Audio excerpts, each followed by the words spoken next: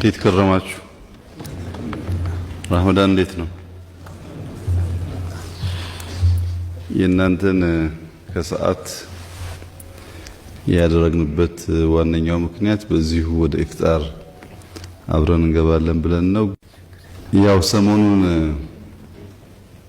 ከተለያየ የህብረተሰብ ክፍል ጋር ውይይት እናደርግ ነበር።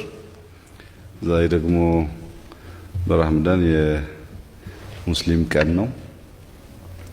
በዚህ ቀን ውስጥ ልታነሱ የምትፈልጓቸው ማንኛውም ጉዳዮች ካሉ ማንኛውም ሀሳቦች ካሉ ከእናንተ ለመስማት ሀሳብ ያለው ሰው፣ አስተያየት ያለው ሰው፣ ጥያቄ ያለው ሰው መድረኩን መውሰድ ይችላል።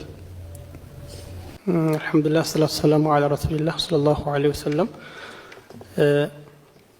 ክቡር ጠቅላይ ሚኒስትር ከኛ ጋር ተገናኝተው እኛን ሀሳባችሁን ወደፊት አብረን የምንሰራውን ነገር ጠይቁ ብለው እዚህ ስለጋበዙን ከምናመሰግነው ነገር ከብዙ አንዱ ነው።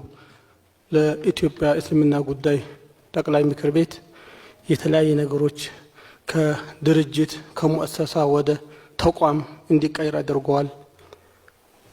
ወለድ አልባ ባንክ እንዲከፈት አድርገዋል። እኔ ስንቱን ቆጥሬ እችላለሁ። ለዚህ ሁሉ እኛ እናመሰግናለን። እርሱ ደስ እንድሎት ሳይሆን ነብዩ ሰለላሁ ዐለይሂ ወሰለም መለም የሽኩር الناس ለም የሽኩር الله ስላሉን ግዴታችን ነው።